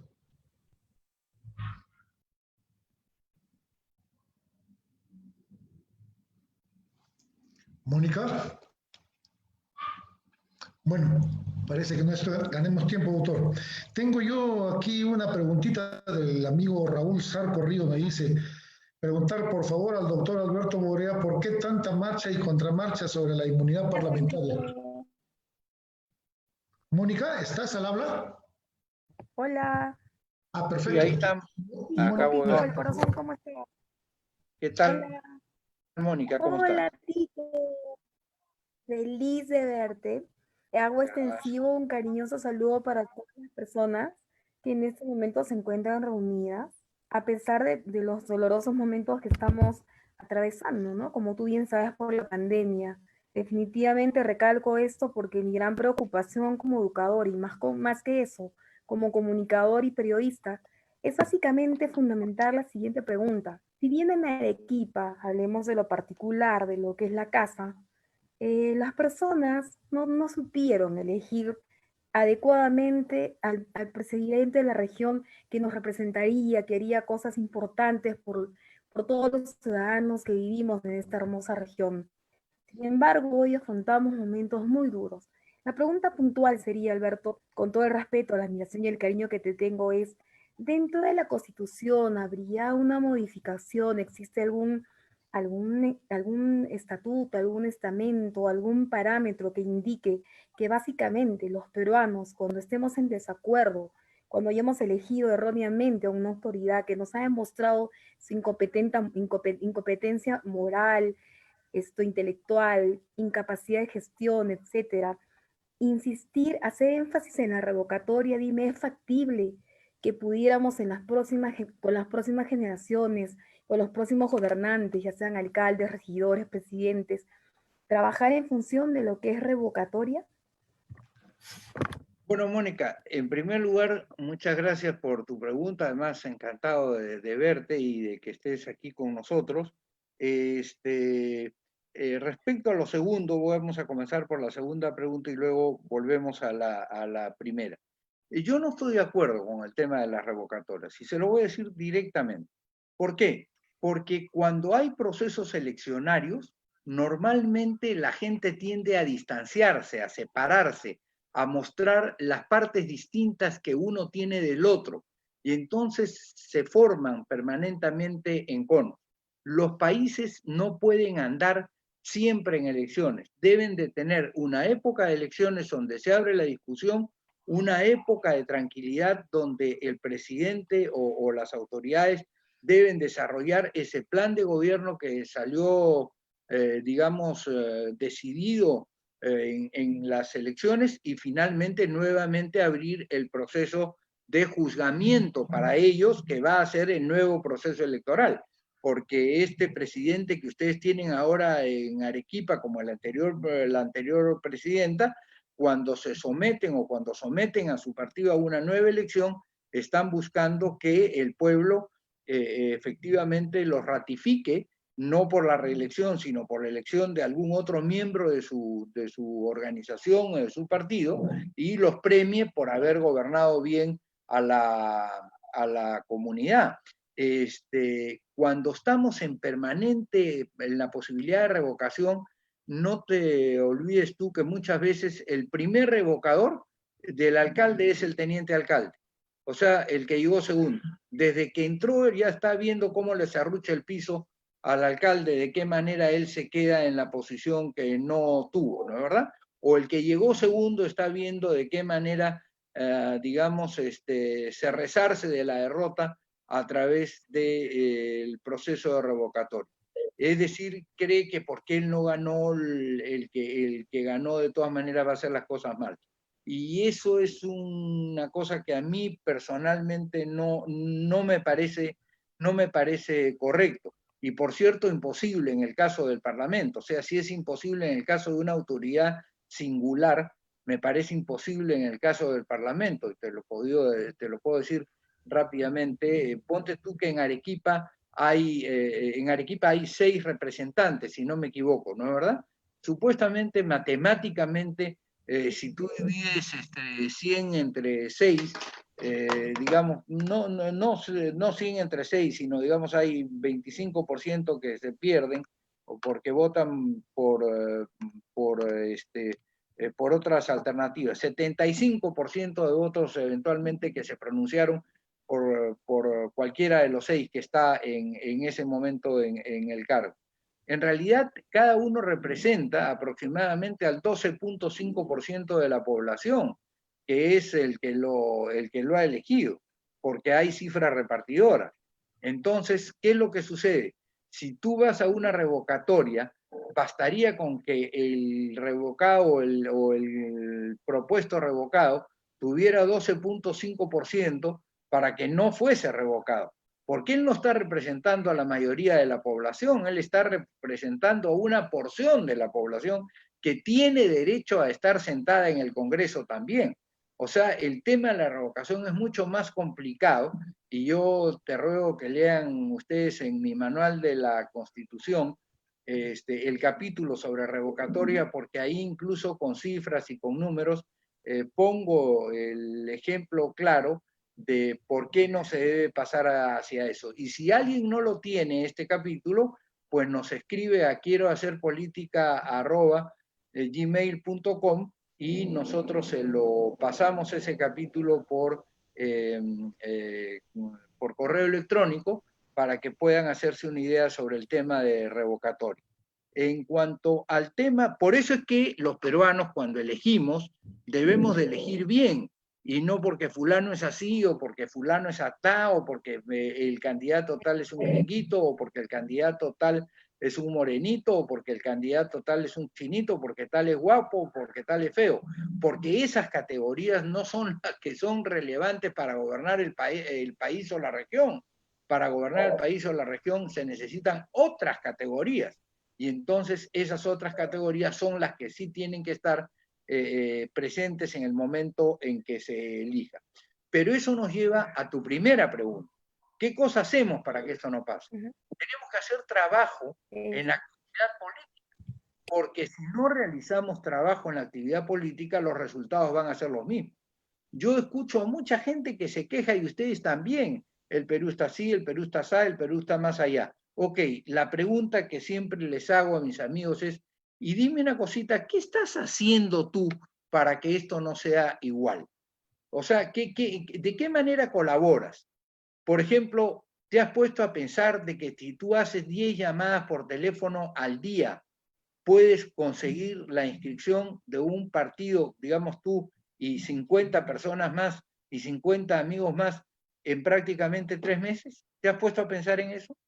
¿Por qué no colaboras con 10 llamadas telefónicas al día y recabas ese respaldo que necesitamos juntos para efectivamente poner alternativas distintas a lo que son hoy día los partidos de los propietarios, ¿no? Hoy día tenemos partidos en propiedad, ¿no? El partido Alianza para el Progreso, el partido Podemos, son propiedad de una persona, propiedad del señor Luna, propiedad del señor Acuña, son su propiedad, ellos han invertido en ese partido y en consecuencia, pues claro, ponen y sacan a quien quieren cuando les provocan, ¿no es verdad? Entonces, ¿qué hacemos para que efectivamente tengamos una situación distinta?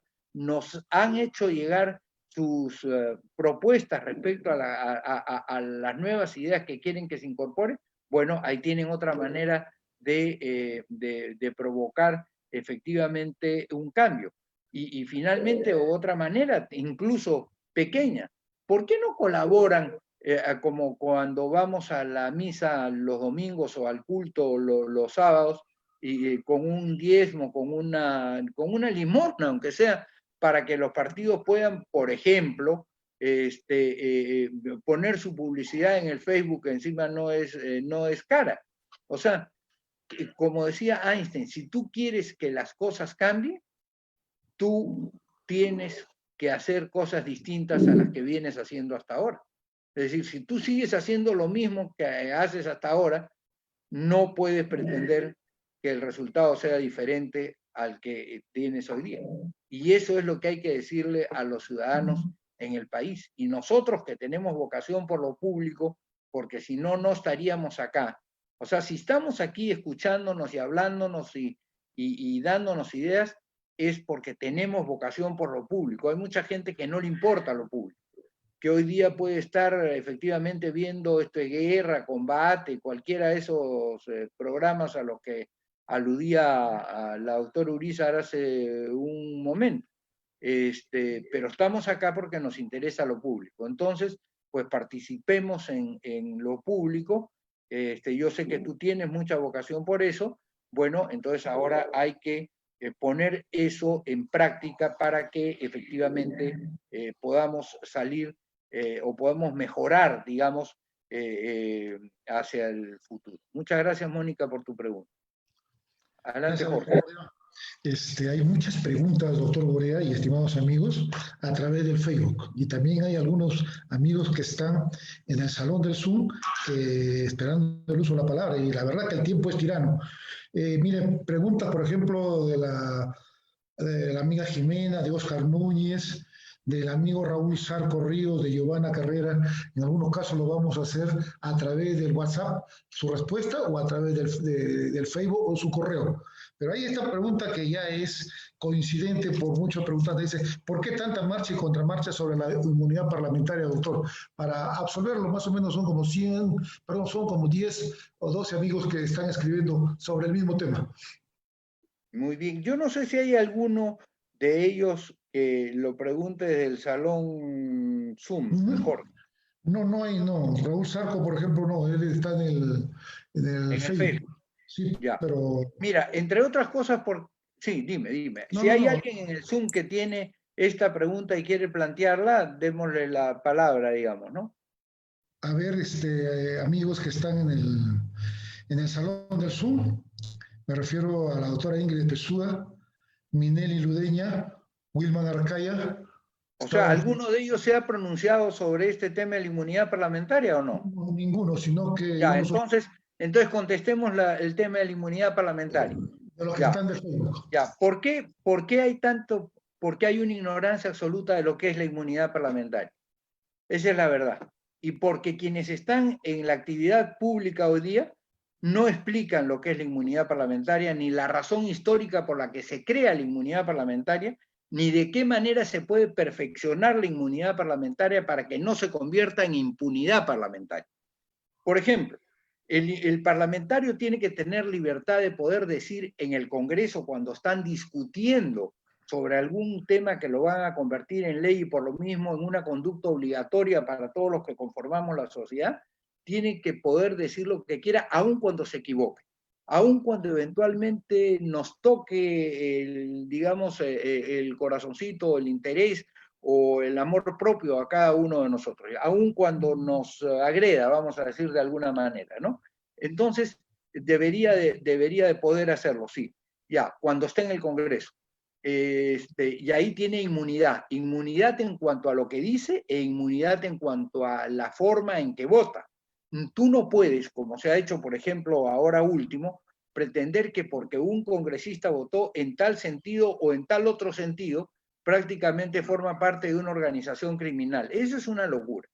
Eso no tiene ningún sentido y es absolutamente inconstitucional. O sea, pero cuando esa persona sale del Congreso, se va a la televisión, y en la televisión, donde quienes lo van a escuchar no van a decidir nada porque no han sido elegidos para ellos, y vuelven a decir lo mismo y sin ninguna prueba, a mi criterio sí deberían de poder ser enjuiciados por esa persona que ha sido, digamos, aludida por ellos malamente, porque está atacando el honor de la persona, que es el artículo segundo, creo que es el inciso séptimo del documento del 93 y también en la Constitución del 79. Ahora, la otra cosa es que también hay que garantizarle al parlamentario que cuando él vota no va a poder venir una persona que es adversaria de él a generarle una situación de tal naturaleza con un grupo de periodistas en la opinión pública que prácticamente arrinconan a un fiscal a abrirle inmediatamente una instrucción, porque entonces le ponen una espada de Damocles sobre la cabeza. Entonces, tenemos que tener muy en claro que la inmunidad se generó para dejar en libertad a la persona que representa al pueblo, es decir, la inmunidad se la da el pueblo en el momento en que elige. Por eso, si ustedes no están seguros que la persona a la que están eligiendo no es un sinvergüenza, voten por él. Pero si ustedes tienen dudas, mejor no voten por él, porque podría salirles el lado del sinvergüenza y no el lado de la honestidad. Entonces, sí levantar la inmunidad parlamentaria, por ejemplo, con alguien que venía siendo juzgado por un delito que cometió antes de ser parlamentario. Y en consecuencia, él no puede hacer como cuando se juega a las escondidas, que llegas a un lugar, los que están escondidos y dicen, ampá y me salvo, ¿no es verdad? Ah, ya llegué al Congreso, ampá y me salvo. Entonces, hasta dentro de 5 años o dentro de 10 años no pueden ni siquiera tocarme, eso no. Entonces, en ese caso, la Corte puede levantarle eventualmente, o el Congreso, o un órgano especial puede levantarle el fuero parlamentario para que esa persona pueda ser juzgada como puede ser juzgada cualquiera por un delito común que cometió. Esa es una de las maneras como hay que resolver. También sobre el tema de la inmunidad parlamentaria, si quieren ustedes tener una posición más completa de lo que el tiempo nos permite, escriban a quierohacerpolitica@gmail.com y entonces nosotros les mandaremos el capítulo respectivo a lo que es la inmunidad parlamentaria y qué alternativa damos. Yo, ¿qué alternativa le doy, por ejemplo, al tema de la inmunidad parlamentaria? Cuando alguien es acusado en el Congreso, ¿quién levanta la inmunidad parlamentaria? ¿Los enemigos políticos o lo protegen los amigos políticos, como pasó en el anterior Congreso, donde cualquier cosa que hiciera cualquiera naranja, sencillamente pasaba por agua tibia? Y cualquier cosa que hiciera que no fuera de color naranja, entonces directamente lo acusaban o a la comisión de ética o a cualquier comisión. Entonces, para evitar ese tipo de parcializaciones de tipo partidario, entonces lo que hay que hacer, digamos, es nombrar, calculo yo, a 7 personas muy mayores, fíjense lo que les digo, mayores, que ya prácticamente han terminado su vida útil, para que sean ellos los que deliberen, sin tener en cuenta lo que van a hacer el día de mañana, ni qué van a hacer el día de mañana, y decidan por el mérito de su propio peso personal, digamos, si levantan o no levantan ese fuero. Hay miembros que han sido de la Corte Suprema que son sumamente respetados y que eventualmente, pues hoy día tienen 70 años, 72 años, y si tú le das un mandato de 6 años o de 7 años, a los 79 años ya nadie sale a buscar trabajo, se van a su casa, ¿no es verdad? Entonces no va a tener un interés a futuro, pero si tú pones ahí a una persona que tiene 40 años o 45 años, a los 52 años no se va a retirar. Entonces corres el riesgo de que desde esa posición esté pensando, bueno, ¿cómo voy a resolver? Porque yo a los 52 años voy a estar en la calle buscando trabajo. Entonces, ¿cómo me acomodo? ¿Cómo quedo bien con Juan o con Pedro para poder después molestarlo? Entonces, hay que entender que en muchos casos, digamos, y en eso los antiguos podían tener razón, en este aspecto puede ser gerontocrático, es decir, puede darle el poder a los mayores.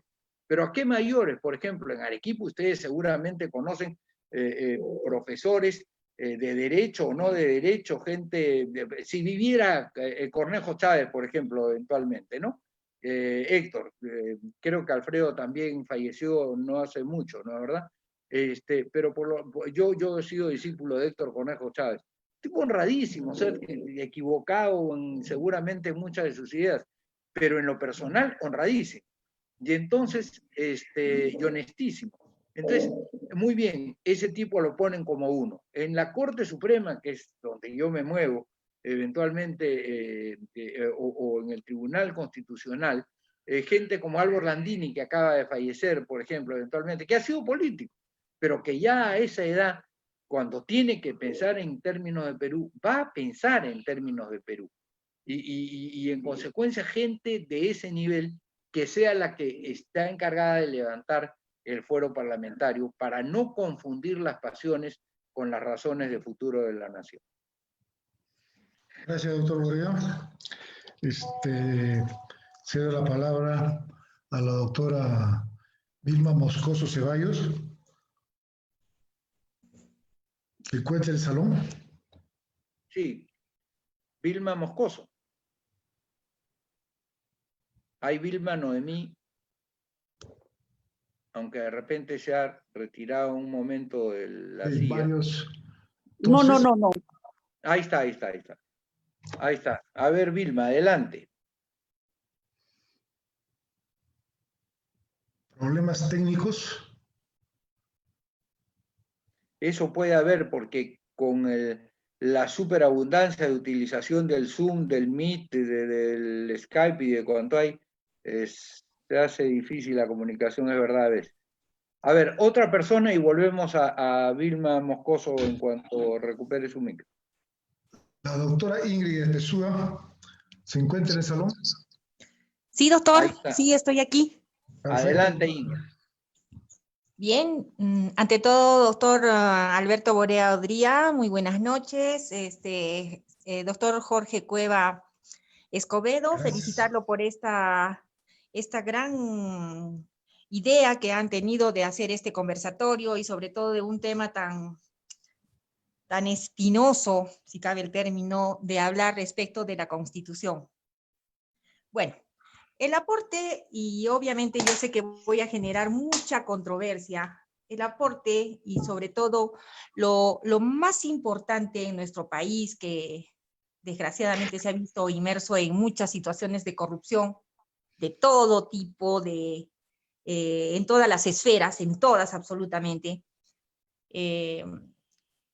Yo estoy pensando en una situación que está generando mucha burocracia en nuestro país, en donde el dinero se está gastando innecesariamente y yo considero de que se debe modificar la Constitución en el sentido de que se debe eliminar el Congreso, señores. Para mí, el Congreso está creado actualmente solo para que nuestros parlamentarios se dediquen a estar copiando muchas veces leyes que vienen de otros países y no ven muchas veces la realidad del nuestro, no ven la necesidad que nosotros tenemos de que hagan leyes que estén acordes con los problemas que nosotros tenemos como ciudadanos.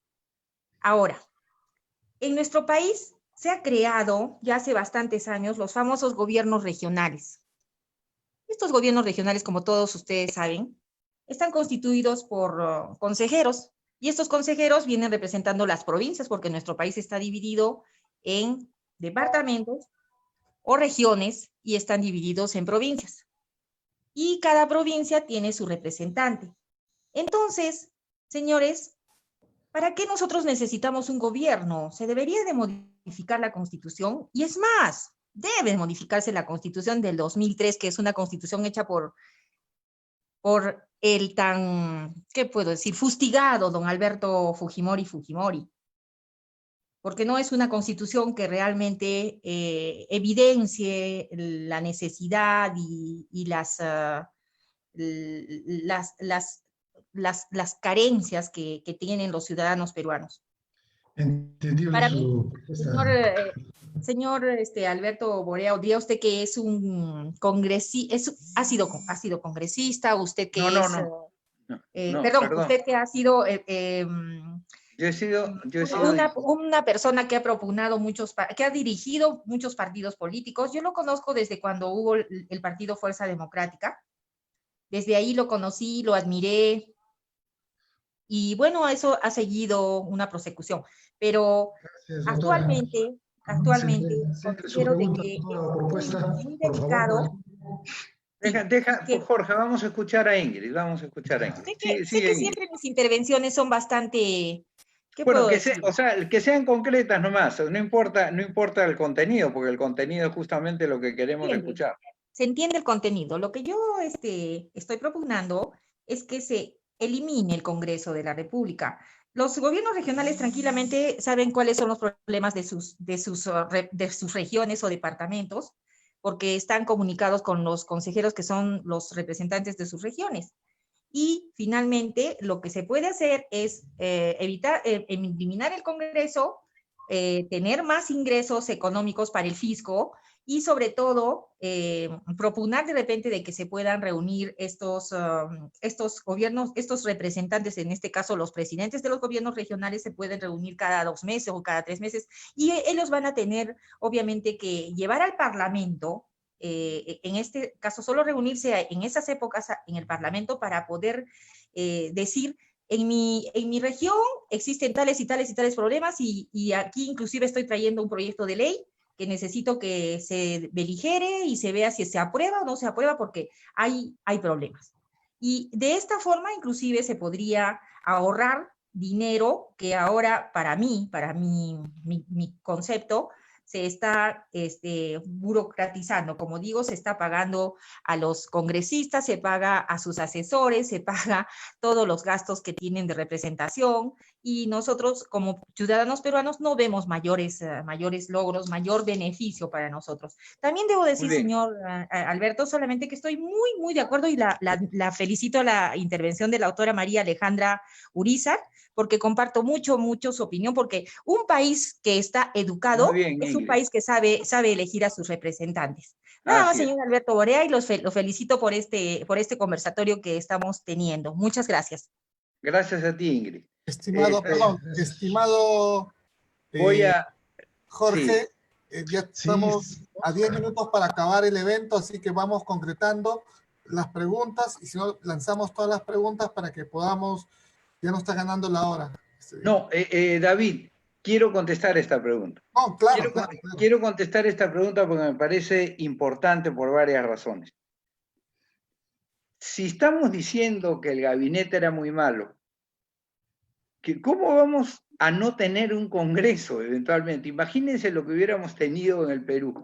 Solo el gabinete de Ceballos.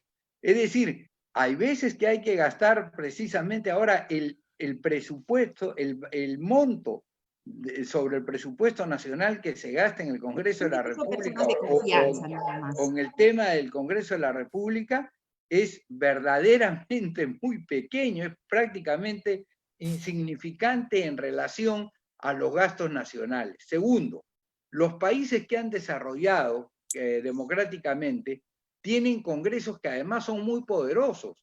No solamente van los representantes, sino que aquí llega un representante que además, como dijo esa diputada a la que ustedes seguramente, o esa congresista, yo no he sido, perdón, congresista, yo a todo honor he sido diputado de la Nación y senador de la República. Congresista de Fujimori o de los que creó Fujimori no he sido.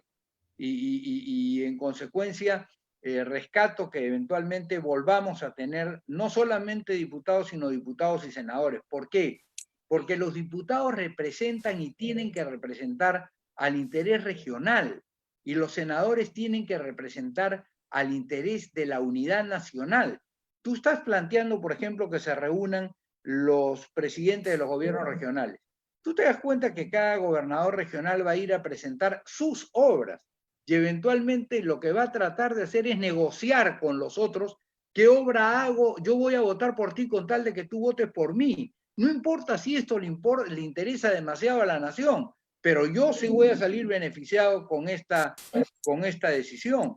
En consecuencia, ese no es un buen sistema para la democracia. O sea, mira, desde Eduardo II en Inglaterra, perdón Ingrid, te estoy hablando yo te he escuchado con toda atención.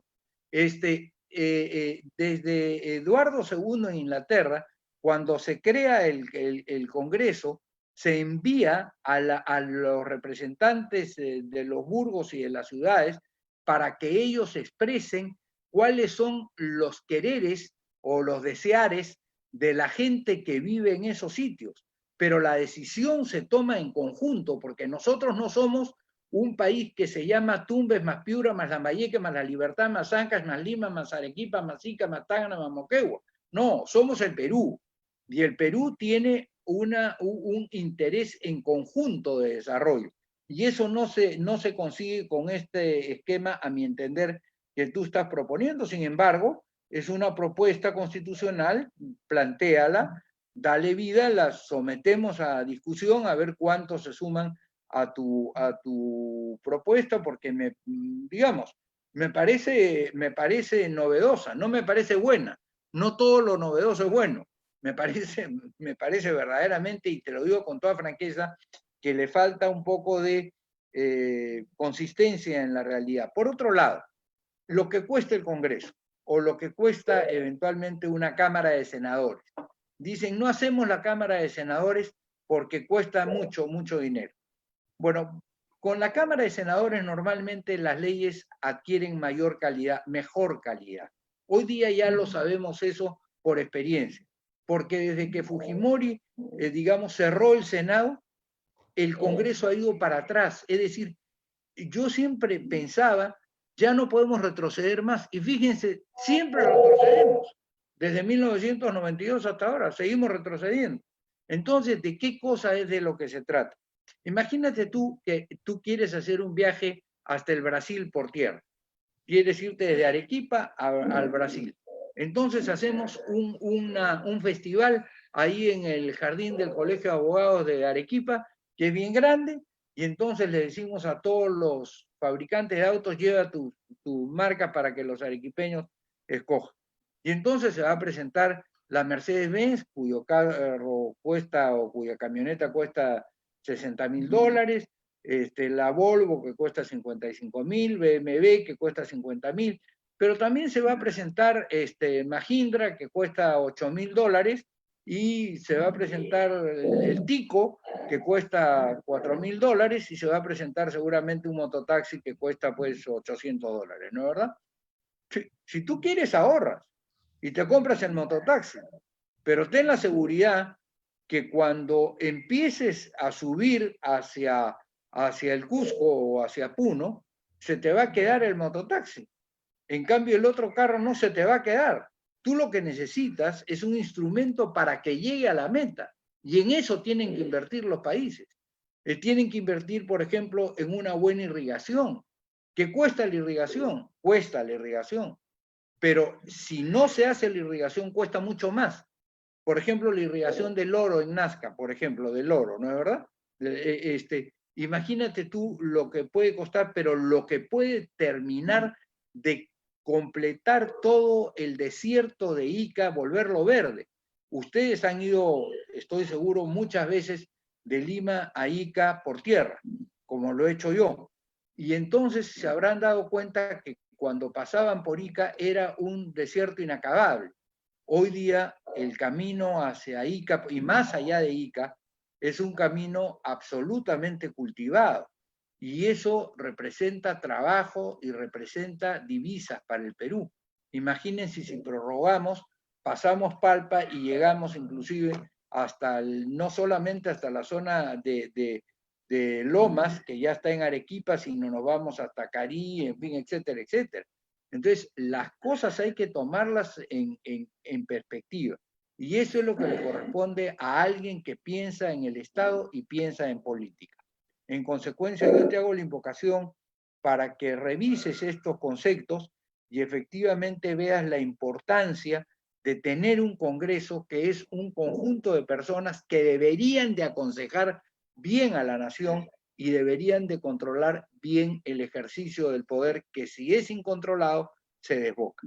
Así que muchas gracias por tu pregunta, por tu participación, por tu paciencia de estar en este Zoom y en este Facebook Live, y le damos la palabra a Jorge Cueva porque ya son las 8 de la noche justamente, para ver cómo nos despedimos cariñosamente. El equipo que está dirigiendo y está apoyando me informa que ya estamos contra el tiempo, así que vamos a terminar agradeciéndole a usted esta oportunidad de escucharlo aquí en Arequipa.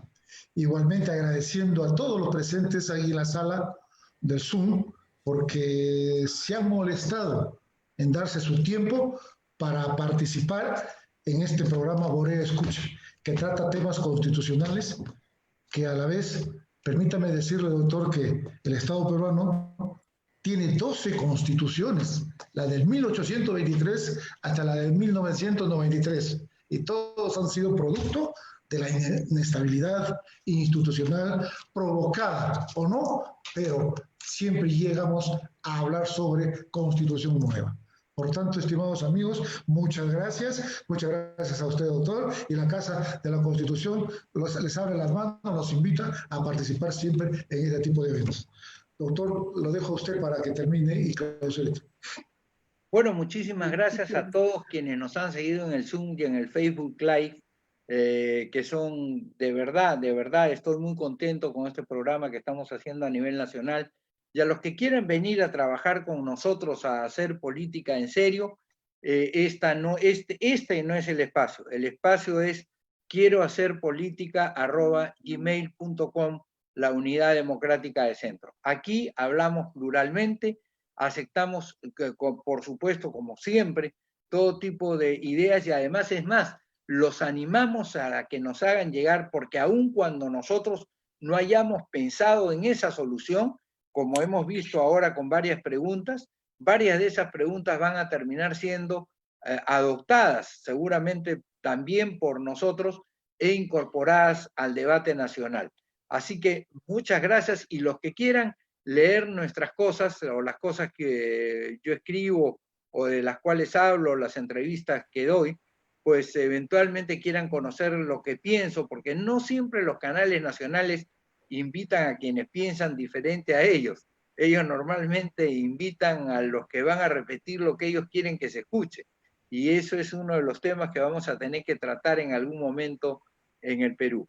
Yo les agradezco a todos y los invito a que se pongan o lean el Facebook Alberto Borea, donde estoy yo, le ponen el like del caso, avísenle a todos sus amigos, compartan los mensajes y efectivamente pues ayúdennos a hacer como Einstein quería, o a lograr un producto diferente actuando de una manera distinta a aquella como hemos venido actuando los peruanos hasta ahora.